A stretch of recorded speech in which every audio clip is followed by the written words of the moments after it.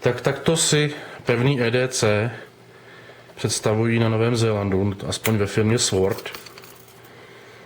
Jednoduchý nožejk omotaný parakordem. Celkem ledabile, záměrně ledabile vyrobený. Jinde by ho asi prezentovali jako neckknife. Tady je v pouzdře, který je taky vhodný spíš k nošení na krku než na opasku. Soudě podle těch dvou děr.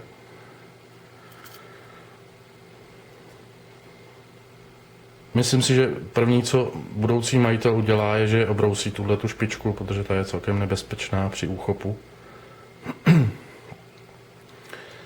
To je škoda, že to nedořešili přímo ve firmě Sword, ale